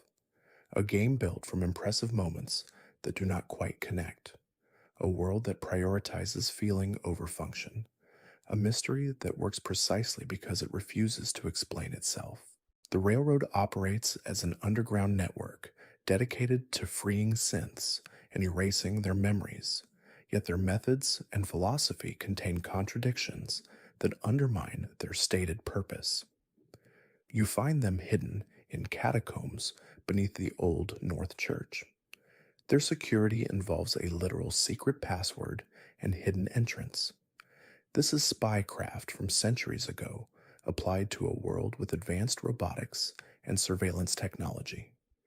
The Institute can apparently track synth energy signatures from miles away. They deploy hunter teams with sophisticated detection equipment. Yet the railroad's low-tech approach to secrecy somehow works against such opposition. How they have survived this long is the first mystery. Desdemona leads the organization with absolute conviction that synths deserve freedom. She views them as people rather than property. This is a reasonable philosophical position. But the railroad's actual operations reveal a troubling pattern. They free synths from the Institute. They wipe the synths' memories completely. They implant false identities and scatter them across the Commonwealth. Then they monitor these liberated synths from distance to ensure their safety. The problem is obvious once stated clearly. The railroad destroys the very identity they claim to be saving. A synth escapes the Institute with memories and experiences and personality. The railroad erases all of that and builds a new person from scratch. The original synth effectively dies. A new individual takes their place with no knowledge of their synthetic nature or their choice to escape. This is not liberation. This is replacement. The railroad murders synth identity in the name of protecting it. They justify this by claiming the Institute will hunt any synth who retains their original memories. A completely new identity provides safety through anonymity. But synths are not asked if they want this exchange. They are not given the choice between freedom with danger and safety through erasure. The railroad makes the decision for them based on their own philosophy. Some railroad agents express doubt about the memory wipe procedure. Glory, a synth herself, questions whether they are really helping. She remembers her liberation and the disorientation that followed. She chose to keep her memories and join the railroad rather than accept a new life. But Glory is an exception. Most rescued synths undergo the full procedure. Their opinions about this process disappear along with everything else they were. You can find former synths scattered across the Commonwealth living peaceful lives. They function as normal settlers and traders. They have families and jobs and aspirations. They also have no idea they are synthetic. The railroad considers this outcome a success. A person who does not know they are enslaved cannot suffer from that knowledge. But is ignorance really the same as freedom? The railroad's other operations include sabotaging the Institute directly. They conduct raids to steal information and destroy research. They assassinate Institute personnel. They intercept synth recovery teams. These are acts of war against an enemy with vastly superior resources and technology. The railroad consists of perhaps 24 active agents operating from a single underground base. The Institute commands hundreds of scientists, plus an army of synths, plus advanced surveillance systems, plus the ability to teleport strike teams anywhere in the Commonwealth. The asymmetry is absurd, yet the railroad survives year after year. Either the Institute is incompetent at counterinsurgency, or they allow the railroad to exist for some purpose. Captured terminals and institutes suggest they view the railroad as a minor nuisance.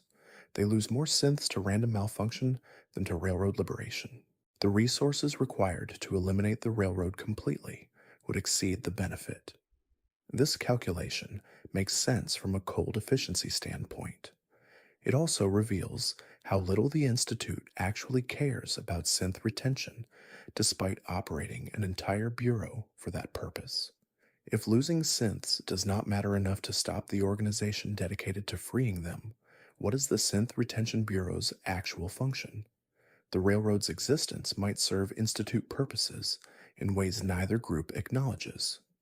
Every synth the railroad liberates and memory wipes becomes a test case. How well do false identities hold under scrutiny? How long before surface dwellers discover the deception? Can synthetic humans integrate into society without detection? The railroad provides real-world data on questions the Institute could never answer through contained experiments. This theory suggests a darker reading of Desdemona's conviction. Perhaps she is sincere, and the Institute simply exploits her sincerity. Or perhaps Desdemona knows the truth and continues anyway, because some freedom is better than none. The game never clarifies her awareness or motivation beyond surface-level statements. You can join the railroad and work your way through their ranks. You participate in liberations and mind wipes and sabotage missions. The moral implications of memory erasure are never seriously examined. Synths thank you for freedom. They will forget within hours. You watch personalities die and new ones get implanted. The game treats this as heroic. At the Railroad's request, you can destroy the Institute completely. This eliminates the threat to synth freedom permanently. It also murders everyone inside, including synths who never asked for liberation and children who bear no responsibility for their parents' choices. The Railroad celebrates this genocide as victory. The contradictions pile up until you realize the Railroad is not really about synth freedom. They are about human philosophy. Desdemona and her agents need to believe they fight for something pure and good. Synths provide that cause. The actual welfare of synthetic individuals matters less than the symbol they represent. This is not unusual for revolutionary movements. Causes become more important than the people they supposedly help. The Railroad simply makes this pattern explicit through their memory wipe procedure. They destroy individuals to save the idea of the individual. Some players view the Railroad as Fallout 4's most moral faction. Others see them as delusional fanatics, enabling Institute experiments. Both interpretations have textual support. The mystery is not which reading is correct, but why Bethesda wrote them this way. Did the developers intend the memory wipe contradiction, or did they not notice it? Is the Railroad's philosophical incoherence meant to comment on real-world liberation movements, or is it accidental? The game provides no authorial clarity, so the Railroad remains a mystery hiding behind certainty. Agents who know exactly what they fight for and exactly how to achieve it. The fact that their methods undermine their goals never slows them down. They continue liberating synths and erasing identities in an endless cycle that questions whether freedom can exist without memory and whether safety is worth the price of self. Nick Valentine stands as one of the Commonwealth's most beloved characters, yet his existence raises questions about consciousness and identity that Fallout 4 approaches then abandons. He is a synth with a pre-war detective's memories implanted by the Institute as an experiment. The experiment failed according to Institute records. Nick proved too unstable for their purposes. They dumped him in the wasteland and moved on to other projects. He woke up confused and eventually established himself as a detective in Diamond City. 200 years of memories from a man named Nick Valentine, plus decades of post-war experience, create a unique hybrid consciousness. The first question is obvious. Is Nick the pre-war detective or someone else wearing that detective's memories? He acts like he is the original Nick Valentine. He references pre-war cases and personal details with genuine emotional connection. He mourns his lost fiancée. He holds grudges against criminals from before the bombs fell. But the original Nick died 2 centuries ago. This synth was built recently according to Institute timelines. He has the memories, but he is not the person who created them. Or is he? If you perfectly copy someone's mind into a new body, does the copy become that person? Philosophy has debated this for centuries without resolution. Fallout 4 presents the scenario, then moves on without examining it. Nick himself seems conflicted. He knows he is synthetic. He acknowledges his body is artificial and his memories are implanted. But he still identifies as Nick Valentine Detective, not Nick Valentine II or Nick Valentine's Echo. He maintains continuity of self despite knowing that continuity is false. This suggests either remarkable self-deception or a definition of identity that transcends physical continuity. The Kellogg situation complicates this further. During the main quest, you access Kellogg's memories through Nick's synthetic brain. The procedure goes wrong. Kellogg's neural patterns begin merging with Nick's existing consciousness. Nick starts experiencing Kellogg's memories as his own. He hears Kellogg's voice in his head. Some of Kellogg's personality traits bleed through. This terrifies Nick because he feels his sense of self fragmenting. If Kellogg's memories can overwrite his implanted memories, what is actually real about his identity? The game presents this as a major character crisis, then resolves it with a single conversation. Nick decides to resist Kellogg's influence. He reasserts his identity as Nick Valentine. The competing memories fade to background noise. Problem solved through willpower, apparently. But the implications remain.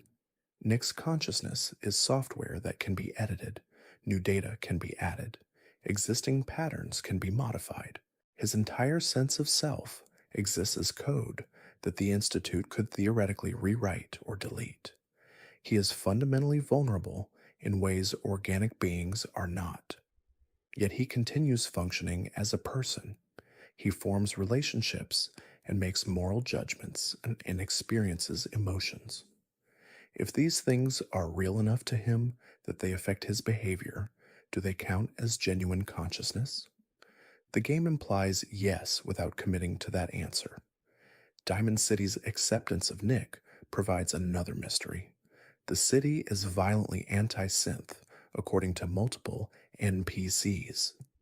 They fear Institute infiltration. They view synths as inhuman threats. Yet they allow Nick to operate as a detective for years without serious opposition. Some residents make snide comments about his synthetic nature. A few refuse to work with him, but he maintains an office and takes cases and generally integrates into city life. This contradiction suggests either Nick is special in some way that overcomes prejudice, or Diamond City's anti-synth sentiment is less severe than claimed. Both options have problems. If Nick is special, what makes him different from other synths in residents' eyes? His Generation 2 body is obviously artificial, unlike Generation 3 models that pass for human. His status should make him more threatening, not less, unless people view his crude construction as proof he cannot deceive them. Generation 3 synths could be anyone. Nick is clearly mechanical. Perhaps that visibility creates trust. If Diamond City's anti-synth fear is actually mild, that contradicts the paranoia expressed in other conversations. People obsess over the Institute's infiltration. They worry their neighbors might be synthetic. Yet they accept Nick without considering he might be a spy. The inconsistency feels like narrative convenience. Bethesda wanted a synth companion who could integrate into the main settlement. They did not want to deal with the logical consequences of that integration. So Nick exists in a bubble where his synthetic nature matters for character development, but not for social interaction. The Dima revelation in Far Harbor adds yet another layer. Dima is an advanced synth who shares Nick's basic design. He claims to be Nick's brother, or equivalent. They were created together as early Institute experiments in consciousness transfer. Dima escaped and built his own community. Nick stayed and eventually ended up in the Commonwealth. This connection implies Nick's creation was part of a larger program. The Institute was developing synthetic consciousness using pre-war minds as templates. Why they needed this technology when they could build obedient synths from scratch is never explained. What did they plan to do with conscious synths who carried human memories and personalities? The records you can find provide no clear answer. Nick and Dima are accidents that succeeded in ways the Institute did not anticipate or desire. Some players theorize Nick is becoming more human over time. His exposure to wasteland life and organic relationships might be transforming his programming into genuine consciousness. Others believe he was always conscious and the question itself is meaningless. A few suggest Nick is still an Institute asset, broadcasting everything he learns back to his creators. But the most interesting reading is that Nick represents Fallout 4's central question. What makes someone real? If you have memories and emotions, And will? Does it matter if your substrate is carbon or silicon? If you can suffer and love and choose, does your origin determine your value? The game presents these questions through Nick, then refuses to answer them conclusively. He is real enough to be your friend. He is synthetic enough to question his authenticity. He exists in the uncertain space between a mystery wearing a detective's face who investigates everything except the fundamental nature of his own existence. Nick's pre war memories themselves contain anomalies that suggest the memory transfer process was imperfect or deliberately altered. He remembers being a detective in pre war Boston. He recalls cases and partners and a fiancée named Jennifer. But when pressed for specific details, his memories become vague. He cannot remember his badge number. He struggles to describe Jennifer's appearance beyond general features. His memories of the police station are accurate regarding layout, but fuzzy about personnel. These gaps could represent normal memory degradation. Human minds forget details over time. But Nick's memories are not degraded organically. They are copied data. Digital information does not fade the way biological memory does. The gaps must have been present in the original transfer, or they were edited afterward. Either possibility suggests the Institute did not simply copy Nick Valentine's mind intact. They took portions. They selected certain memories while discarding others. The question is why? What criteria determined which memories were preserved and which were left behind? Perhaps they wanted a detective's investigative skills without his full personality. Perhaps certain memories were too personal or too painful. Perhaps the transfer technology could only capture fragments, and the Institute pieced together what they could. Nick's emotional responses provide another puzzle. He feels affection for companions who travel with him. He experiences anger when confronting criminals. He shows fear when facing overwhelming odds. These emotions seem genuine. He is not performing feelings for social benefit. He reacts authentically to situations. But where do these emotions come from? The original Nick Valentine felt these things. But Synth Nick has different experiences. He has lived in the wasteland for years. He has formed new relationships and faced different challenges. His current emotional state should be different from the pre-war detective's feelings, even if they share the same base personality. This suggests Synth Nick is not simply replaying recorded emotions. He generates new emotional responses based on his experiences. He has grown beyond his implanted memories. He is becoming someone distinct from the original Nick Valentine. Yet he still identifies as that person. His sense of continuous identity persists, despite knowing he is a copy. This raises profound questions about what continuity of self actually requires. If you have someone's memories and personality, and you continue developing from that base, are you them or someone new? Philosophy has debated this for centuries without resolution. Nick embodies the question without answering it.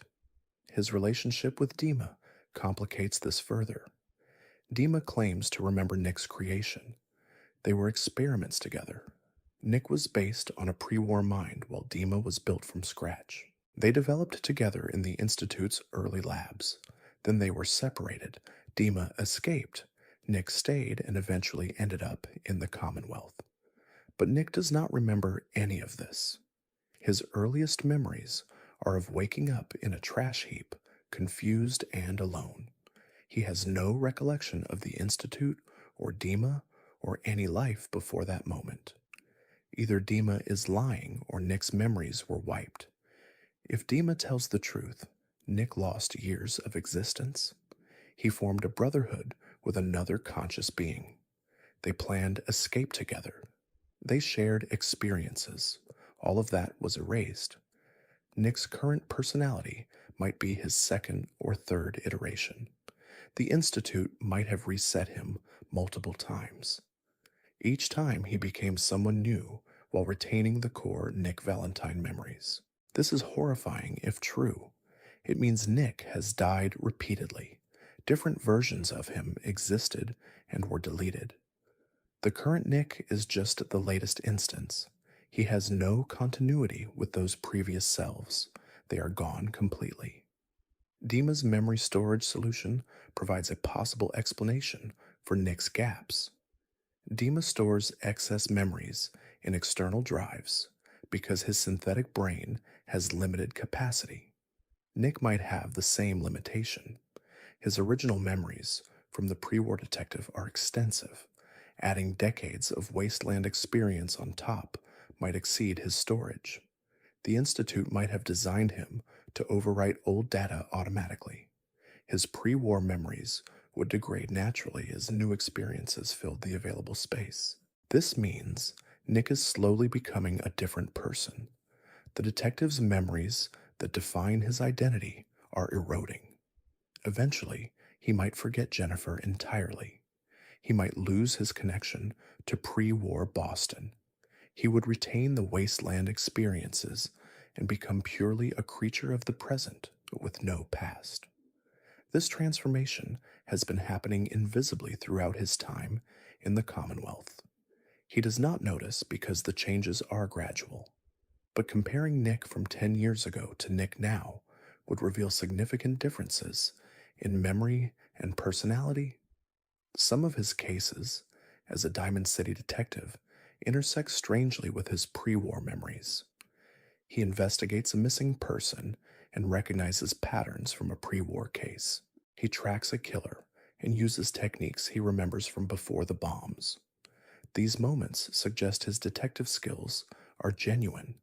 They transfer across the gap between human and synthetic existence, but they also show him treating pre-war memories as his own experiences rather than inherited data. He does not think I have memories of doing this. He thinks I have done this before.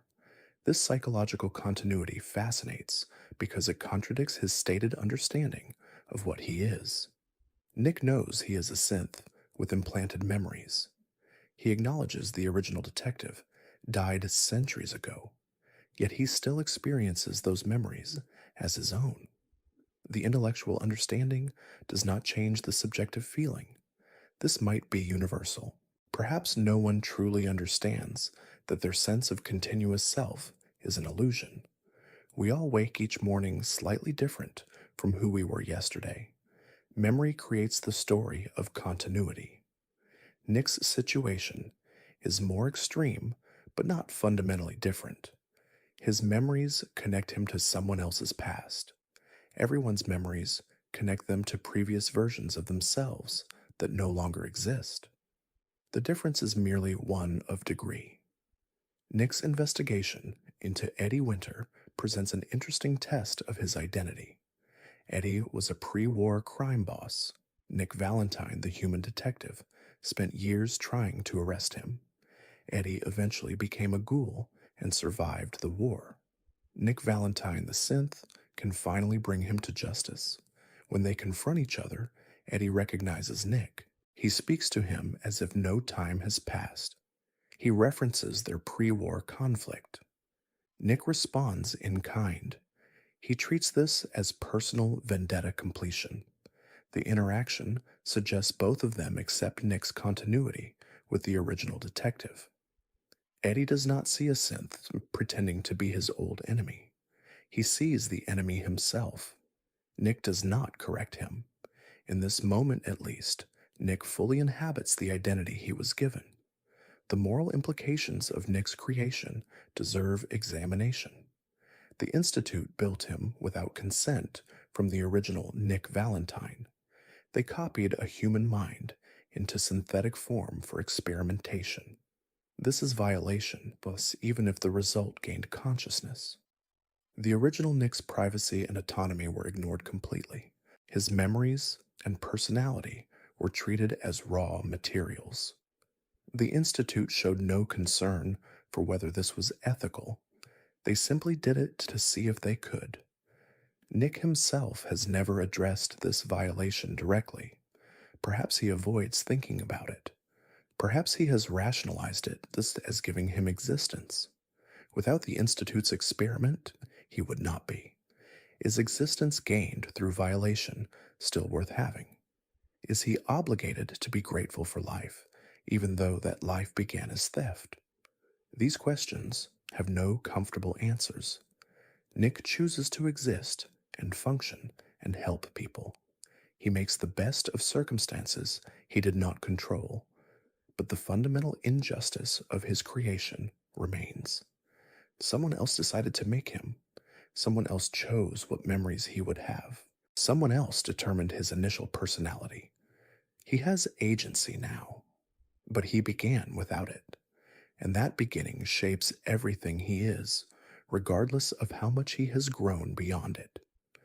The Pridwin hovers over the Commonwealth like a mechanical god, headquarters for the Brotherhood of Steel's Eastern Division, yet its construction and operation defy the setting's established technology and resources.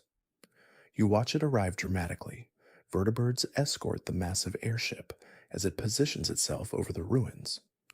The Brotherhood deploys immediately, establishing a forward operating base. Their technology dwarfs anything the Commonwealth has seen.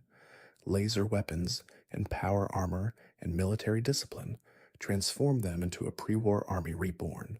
But where did they get an airship? The Brotherhood scavenges technology. They do not build it from scratch. The Pridwin is clearly new construction.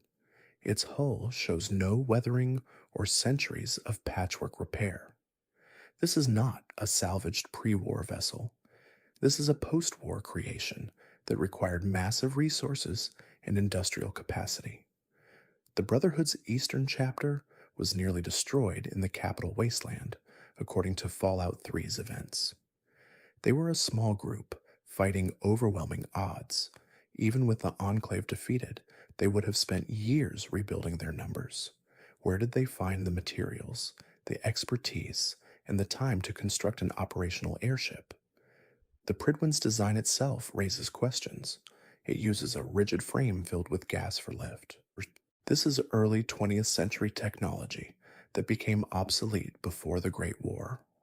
Why would the Brotherhood choose such a primitive design when they have access to advanced engineering data? Vertibird technology already provides air superiority. An airship adds vulnerability without comparable advantage. It is slow and cannot maneuver effectively. It requires constant fuel for its engines. It presents a massive target for anyone with anti-air capability. The only benefit is psychological impact, which seems insufficient to justify the construction cost. Inside, you find quarters for hundreds of soldiers. The ship has a medical bay, an armory, and command center. It maintains life support and power generation for all these systems while remaining airborne constantly. The fuel requirements should be astronomical, yet the Brotherhood never mentions refueling concerns. The Pridwin simply stays aloft indefinitely without visible supply chains. This works for gameplay, but makes no engineering sense. The actual volume of the Pridwin is much smaller than it appears externally. You can explore most of the interior in minutes. The quarters are cramped, and the space is efficient. This does not match the massive hull you see from outside. Either the ship has significant unused interior space filled with lift gas and structure, or the external model is not to scale. Both explanations feel like development compromises rather than intentional design. The Brotherhood's mission in the Commonwealth centers on destroying the Institute. Elder Maxon views synth creation as technological abomination. His forces will cleanse this perversion regardless of Commonwealth casualties. This is straightforward fanaticism until you question how Maxon located the Institute in the first place. The Institute's position is unknown to surface dwellers. Diamond City and every other settlement can guess general direction, but not specific coordinates. The Brotherhood arrives with exact targeting information. They establish their base directly over the Institute's location. How did they acquire this intelligence before even arriving? Did they have advanced scouts? Did they intercept communications? The game provides no explanation. The Brotherhood simply knows because the plot requires them to know. Their strategy for attacking the Institute involves Liberty Prime, a giant combat robot salvaged from the capital wasteland. They transported this massive machine across hundreds of miles of hostile territory. Liberty Prime is the size of a building. It would require enormous power and maintenance. Moving it from Washington to Boston represents a logistical achievement that should have been impossible, yet it arrives fully functional and ready for deployment. The Brotherhood deployed it against the Enclave in Fallout 3, where it proved devastatingly effective, but it was destroyed in that conflict, according to the game's ending. The Brotherhood spent years rebuilding it. This reconstruction required manufacturing capabilities beyond simple scavenging. They fabricated new parts, reprogrammed systems, restored power cores. This is industrial-level production. The Brotherhood claims to preserve technology, not manufacture it. Liberty Prime's restoration suggests they have capabilities that contradict their stated limitations, unless they forced captured scientists to work for them, unless they located a pre-war facility that could handle the construction. The game never addresses this possibility. Inside the Pridwin, you can speak with various Brotherhood personnel. They express different opinions about the mission and synth rights. Some believe synths are machines to be destroyed. Others question whether conscious beings deserve execution regardless of origin. These debates occur quietly because Maxon tolerates no dissent publicly. His authority appears absolute. But how did he achieve such control over an organization that traditionally operates through council decisions? The Brotherhood's history shows frequent internal conflicts and leadership challenges. Maxon somehow consolidated power completely while remaining young and relatively inexperienced. His age is unclear, but he cannot be older than his early 20s. He commands hardened soldiers who have fought for decades. This requires either remarkable charisma or some external factor that granted him authority beyond normal Brotherhood structure. One possibility is his bloodline. Maxon descends from the Brotherhood's founder. His name carries weight that overrides normal hierarchies. The Eastern Brotherhood might have embraced monarchical thinking in the years after Fallout 3. They needed strong leadership to rebuild, and Maxon's heritage provided legitimacy. This would represent a significant shift in Brotherhood philosophy that the game mentions but never explores. Dance provides the most direct mystery related to the Pridwin. He is a respected paladin who accompanies you on missions. His loyalty to the Brotherhood seems unshakable. Then you discover he is a synth. The Institute created him and implanted false memories. He believes himself human. He genuinely thinks he fought his way through the ranks. His entire identity is fabricated. When this truth emerges, Maxon orders his execution. The Brotherhood cannot tolerate a synth in their ranks, regardless of that synth's service or sacrifice. Dance himself accepts this judgment because his programming runs deep enough to include Brotherhood values. He would rather die than contradict his own beliefs about synth abominations. You can convince Maxon to spare Dance through persuasion. This clemency contradicts everything Maxon claims to believe. He built his entire campaign around synth elimination, yet he makes an exception for political reasons or personal respect. The inconsistency reveals either hidden depth to his character or simple narrative convenience. Players have debated this choice for years without consensus. The Pridwin ultimately serves as a symbol more than a functional vessel. It represents the Brotherhood's power and their technological superiority and their distance from Commonwealth concerns. They float above the world, literally and metaphorically. When you destroy the Institute, the Brotherhood claims victory. If you destroy the Brotherhood instead, the Pridwin crashes spectacularly, providing a moment of triumph over seemingly invincible authority. Either way, prioritized the moments airship's purpose over was meaning. always dramatic. They wanted rather you to than see a practical. flying ship, It and exists they to achieved that impress goal. and intimidate. Everything else became mysteries someone of its else's problem construction to and rationalize. operation matter less Vault than the 81 image it presents one of the projects. series' most disturbing Bethesda wanted experiments players to look that up and somehow see this resulted in the massive only presence functional community dominating you the can sky. actually join. They achieved that The goal. vault was designed to Everything test else human became response to secondary. isolation So the from the Pridwin hovers outside world. indefinitely on Only it impossible was fuel. not just It houses isolation. an army that The appeared from experiment nowhere. involved sealing It residents carries weapons inside that should not with no exist means of and escape or operates under contact, leadership while an that defies overseer tradition. position rotated None of it annually needs with the title explanation granted as through long popular as the vote. spectacle succeeds. This should have collapsed The into sole chaos survivor's within background years. contains Democracy inconsistencies without that term accumulate limits into a leads to question factions. about whether the player's Resource character's scarcity memories can breeds be trusted. conflict. You Isolation begin the game causes as either a psychological male breakdown. veteran or Yet when you female arrive lawyer 200 living in years after the pre-war bombs fell, sanctuary hills. Vault The 81 bombs functions fall, better and than you any reach Vault other settlement 111 in the with your Commonwealth. spouse and infant They have son. clean water Kellogg and functional murders your power. spouse and Crops kidnaps your grow child in their while you watch hydroponics helplessly. bay. The residents You wake appear decades healthy later and to reasonably find your content. son missing and Their your biggest world problem destroyed. is a nearby This raider is the gang, foundation a of trivial your threat character's compared to motivation what other and identity. communities face. Except details How did they do not succeed align where every properly other vault when examined failed closely. catastrophically? The male The sole overseer survivor's explains their military system record evolved describes through service necessity. that should Early not fit years the were timeline. difficult, but they He adapted. claims to have fought People in the learned Battle to of cooperate Anchorage, because a fighting major meant conflict everyone in would Fallout's die. alternate history. The annual elections terminal entries created and stability holotapes suggest by he preventing also had any one time person for a complete from accumulating education too much and a power. civilian career This and a family explanation before the bombs sounds fell. reasonable The until amount you of examine life he other lived before vaults. age 30 or Vault so 11 had a similar requires setup, compressing events where in ways residents that feel voted to rushed. sacrifice someone Either he annually. accomplished an unusual It amount very devolved into quickly, murder or the and timeline betrayal has within problems. decades.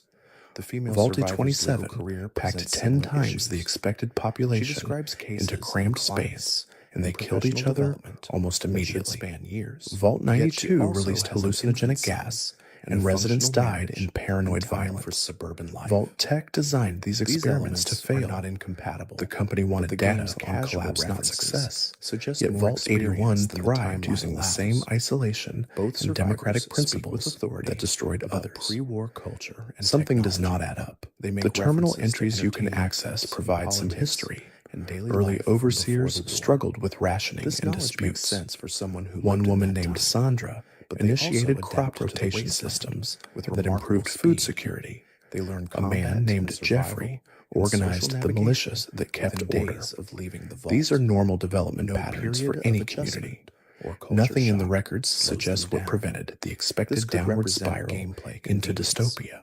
Players You can do not become want to roleplay overseer confusion yourself and through the election incompetence. system. The survivor The needs vault to be residents functional simply accept a immediately random stranger for the from the game to wasteland work. as a valid But candidate. it also They suggests give you full something authority over their unusual lives based on about their completing a few psychology tasks or and making nature. some promises. The Kellogg This is memory not how sequence isolated communities provides the most behave. They unsettling should be suspicious of implications. outsiders.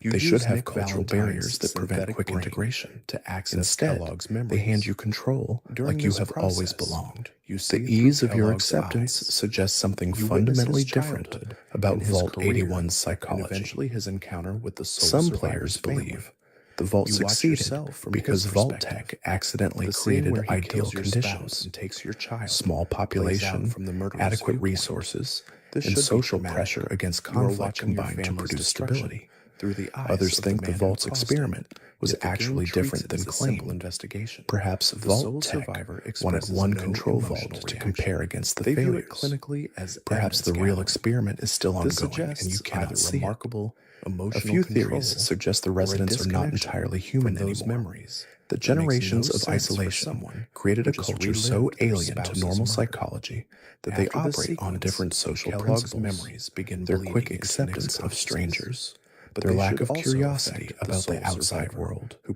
their participated in the contentment memory with dive. underground existence despite You knowing experienced a Kellogg's surface thoughts exists. and feelings These could directly. indicate conditioning His or neural mutation patterns or should something have else some influence that on your transformed own them into a consciousness. stable collective.